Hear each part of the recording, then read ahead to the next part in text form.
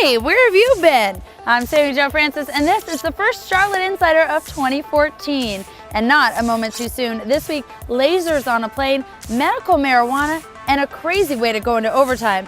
But first, tough questions for the Panthers. As the Panthers cleaned out their lockers this week following their loss to San Francisco in the playoffs, some of the guys had to be wondering if they'll return next season. There are a ton of free agents. Here's the list. Some key players on both sides of the ball. You may remember Target had a huge security breach right before the holidays. Debit cards and PIN numbers by the millions were exposed.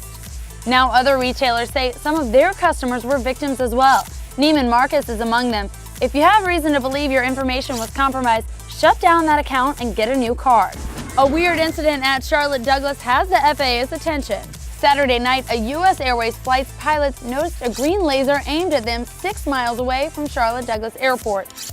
The pilots told CMPD they notified the FAA tower. The FAA says lasers could temporarily blind a pilot and that they've noticed an increase in the use of lasers. It is a federal offense to aim a laser at an airplane. A local veteran is forcing the state's hand on medical marijuana.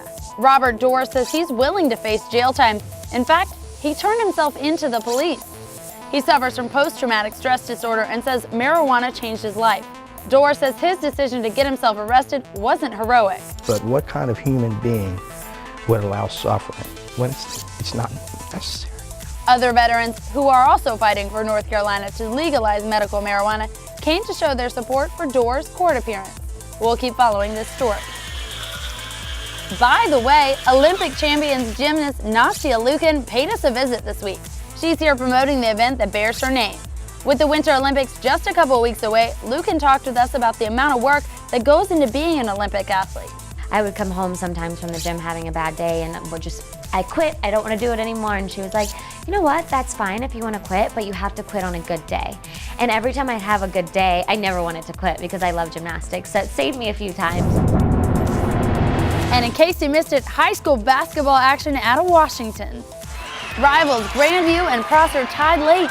Grandview High with a fast break as time is running out. Great pass for the win.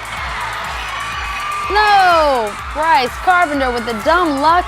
The game went to overtime, but justice served.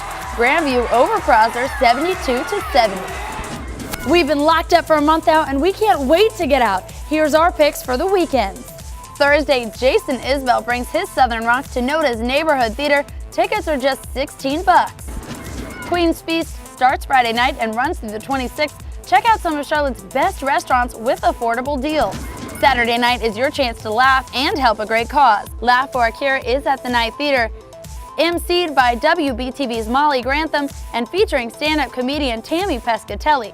The event benefits Susan G. Komen Charlotte.